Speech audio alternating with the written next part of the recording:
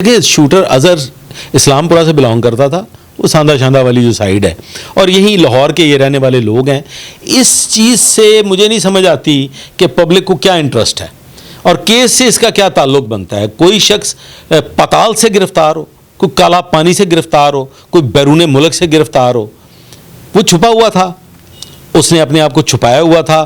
और मैं ये समझता हूँ कि पब्लिक के लिए इतना ही बहुत बाइस तक़वियत होना चाहिए कि इस शहर में शूट आउट हुआ, बदअमनी हुई और पुलिस ने अल्हम्दुलिल्लाह अल्हम्दुलिल्लाह सुमा अल्हम्दुलिल्लाह अपनी बेहतरीन जो थी सलाहियतें उनको बरुए कार लाते हुए उन मुल्ज़मान को, उन शूटर्स को अरेस्ट कर लिया।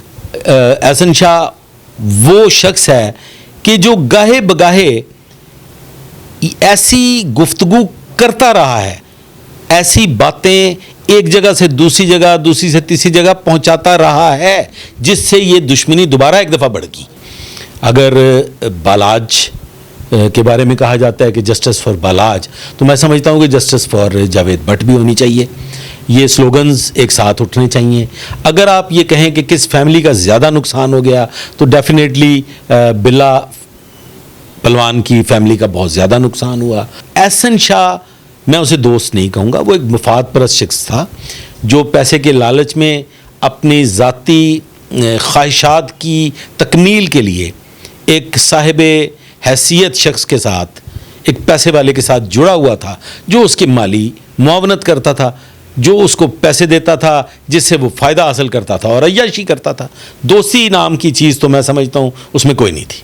अस्सलाम वालेकुम नाज़रीन, मैं आपका मेज़बान उस्मान और आप देख रहे हैं मेरा पंजाब। नाज़रीन, बलाज केस के हवाले से बात करेंगे। पहले 18 फरवरी को बलाज जो है उनका मर्डर कर दिया जाता है, उसके बाद एहसन शाह चला जाता है और उसके बाद तीफ़ी भट्ट जो हैं उनके बहनोई जवेद जो हैं उनका मर्डर किया जाता है। अब मेरे साथ इस वक्त CIA के इंस्पेक्टर ज़हीरुद्दीन बाबर अवान मौजूद हैं, जो कि अभी कुछ अर्सा पहले ही जो हैं वो रिटायर्ड हुए हैं। इनसे बात करेंगे और जानेंगे कि आखिर ये सब मामला को किस तरह से देखते हैं, क्योंकि ये उस टीम का हिस्सा भी रह चुके हैं और इस वक्त अगर ये यहाँ पर मौजूद हैं तो सिर्फ इस वजह से मौजूद हैं क्योंकि ये इन्वेस्टिगेशन का एक पार्ट हैं। इनसे बात करते हैं और जानते हैं और आपको वो हकाइक बताएंगे जो कि आपको किसी ने नहीं बताए, जो कि अथेंटिक न्यूज़ है, जो कि 100% कन्फर्म चीज़ें हैं, वो आज आपको इनकी ज़ुबानी जो है वो सुनाएंगे। अस्सलाम वालेकुम सर। वालेकुम अस्सलाम। कैसे हैं आप? शुक्र अल्हम्दुलिल्लाह।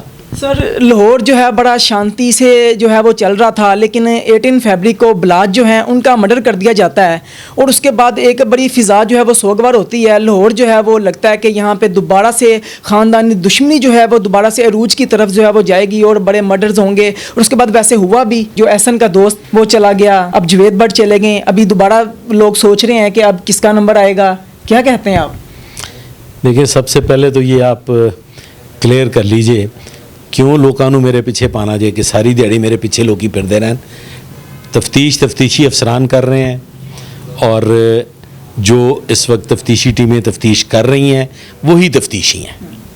ठीक है, किसी केस के बारे में आपकी उस तक करीबी नज़र होना ये एक डिफरेंट चीज़ है। उस हवाले से अगर आप पूछते हैं तो ये बड़ी ज़्यादती हुई। बालाज इस दुनिया से चले गए और उसके बाद फिर पैदर पे वाक़यात हुए और फिर फाइनली मामला जावेद भट्ट साहब तक आया और वो भी इस दुनिया से चले गए।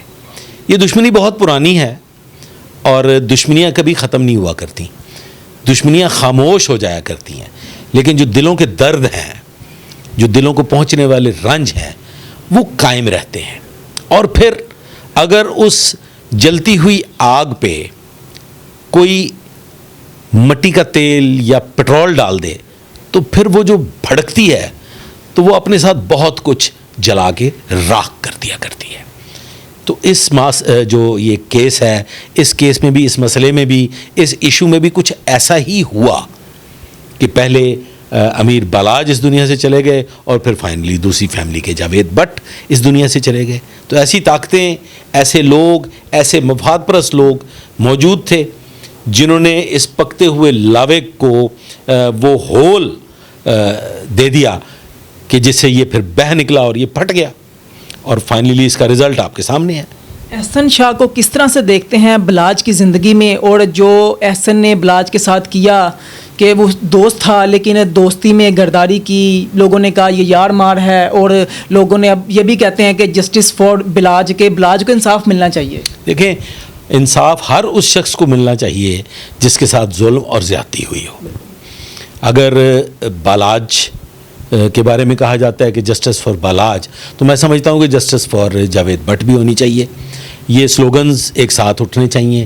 اگر آپ یہ کہیں کہ کس فیملی کا زیادہ نقصان ہو گیا، تو ڈیفینیٹلی بلا پلوان کی فیملی کا بہت زیادہ نقصان ہوا، اور فائنلی وہ پیدر پہ نقصان ہوتے چلے گئے، اور جاوید بٹ سب تک بات پہنچ گئی۔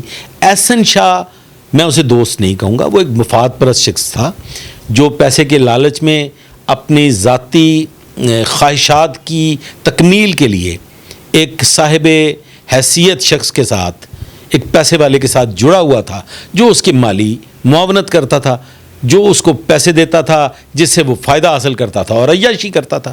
دوستی نام کی چیز تو میں سمجھتا ہوں اس میں کوئی نہیں تھی۔ بلاج کے مرڈر کے حوالے سے احسن شاہ کا کردار کتنا اہم ہے؟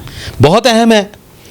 یہ وہ لوگ ہیں، احسن شاہ وہ شخص ہے کہ جو گاہے بگاہے ایسی گفتگو کرتا رہا ہے، ایسی باتیں ایک جگہ سے دوسری جگہ، دوسری سے تیسری جگہ پہنچاتا رہا ہے، جس سے یہ دشمنی دوبارہ ایک دفعہ بڑھ گئی۔ اب احسن شاہ جو ہے، اس کی جب وہ جیل میں تھا، جب اس کا مرڈر ہوا، اس کے بعد بھی ایک آڈیو لیک ہوتی ہے جو کہ کسی خاتون کے ساتھ ہے، جس میں کچھ باتیں کی جاتی ہیں، ان باتوں کے حوالے سے آپ کیا کہیں گے؟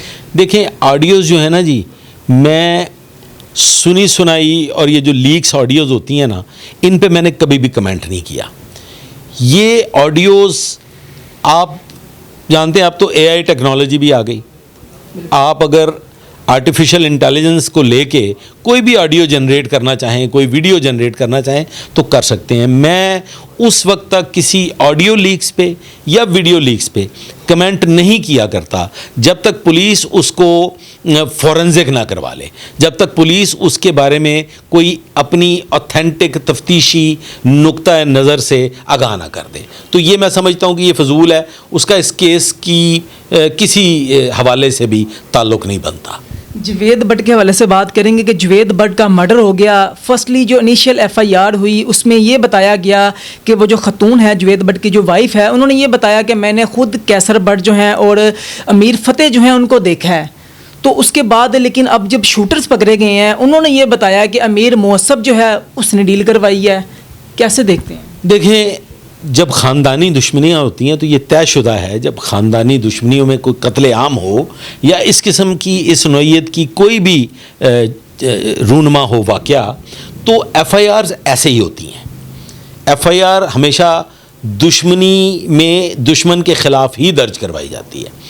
تو یہ اب مدعی پہ ڈیپینڈ کرتا ہے اور ان کے وکلاء پہ ڈیپینڈ کرتا ہے کہ وہ فائنل تفتیش جب سامنے آ جائے گی تو وہ اپنے کیس کو کس طریقے سے لے کے آگے جائیں گے۔ یہ بھی دور کی بات ہے، کورٹ میں جائیں گے، کورٹ میں جا کے اس کا فیصلہ ہوگا۔ جو شوٹر اظہر ہے جو کہ فرسٹلی گرفتار ہوا، لوگوں نے کہا کہ یہ علاقہ غیر سے گرفتار ہوا، وہاں سے گرفتار ہوا، آپ کی کیا رائے ہے؟ شوٹر اظہر جو ہے یہ کہاں پہ گرفتار ہوا اور لاہور میں کہاں پہ رہتا تھا؟ دیکھیں، شوٹر اظہر اسلام پورہ سے بلانگ کرتا تھا، وہ ساندہ شاندہ والی جو سائیڈ ہے، اور یہی لاہور کے یہ رہنے والے لوگ ہیں۔ اس چیز سے مجھے نہیں سمجھ آتی کہ پبلک کو کیا انٹرسٹ ہے اور کیس سے اس کا کیا تعلق بنتا ہے۔ کوئی شخص پتال سے گرفتار ہو، کوئی کالا پانی سے گرفتار ہو، کوئی بیرون ملک سے گرفتار ہو، وہ چھپا ہوا تھا، اس نے اپنے آپ کو چھپایا ہوا تھا، اور میں یہ سمجھتا ہوں کہ پبلک کے لیے اتنا ہی بہت باعث تقویت ہونا چاہیے کہ اس شہر میں شوٹ آؤٹ ہوا، بدامنی ہوئی، اور پولیس نے الحمدللہ ثم الحمدللہ اپنی بہترین جو تھیں صلاحیتیں ان کو بروئے کار لاتے ہوئے ان ملزمان کو، ان شوٹرز کو اریسٹ کر لیا۔